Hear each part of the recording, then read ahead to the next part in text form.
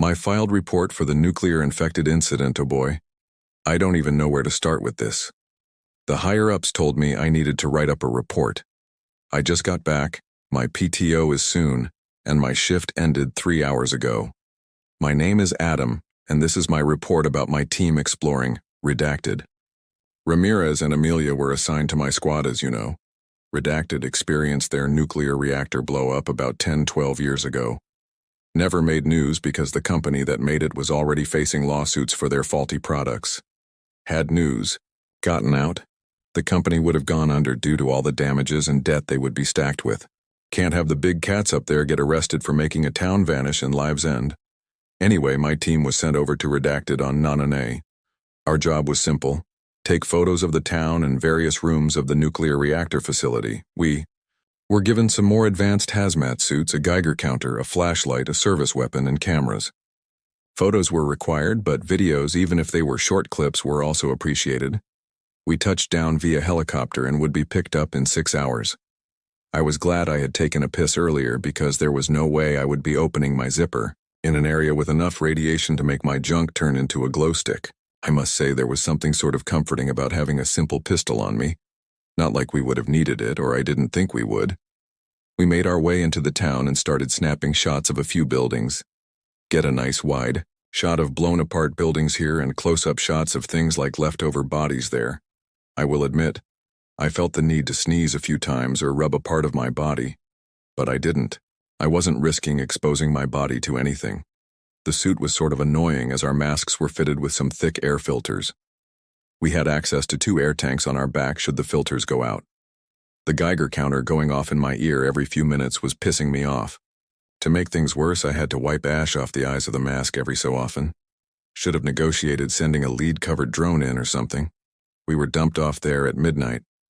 Being there from midnight to 6 in the morning was totally not the worst time frame ever. The town pictures were going fine. Burnt and rusted cars, scorched clothing, and much more of the normal things you would expect. I sent Amelia to cover the insides of ruined homes. I then sent Ramirez to snap up cars and stores. I myself went ahead to the outside of the nuclear reactor itself. I have no idea what some of these fences were made of, but chunks were still standing with radioactive warning signs lying around. We were never given the full details of the explosion, but somehow the old American construction held up, leaving most of the facility intact. The actual reactor was a blown-apart concrete mess. I kept my distance from the metal sheets and anything else of that nature. I always imagined nuclear reactors being near a town for some reason. Nobody said it was actually next to a large-ass facility, taking 20 damn minutes to cross on foot. Why was I on foot, you ask? Because the vehicle they gave us barely had gas in it, and would probably burn out after a few miles. I took a lot of shots capturing the looks of the ruins. Ramirez and Amelia would soon follow after me with enough time. We walked into the facility itself and started recording. I was really getting annoyed aiming my camera and snapping every inch I walked, so I decided a chopped-up video tour of the place would do just fine. Hit record, move the camera, and let it do the work. There were a lot of stairs, metal walkways, and an empty environment. We took about 2 hours to document the place. We only got so far at a time as I wanted to read posters and get my hands on books that weren't incinerated. I even battled against the idea of stealing a fully sealed work shirt. I convinced myself that a washer and dryer could get an entire decade's worth of radiation out of it. I decided against it in the end.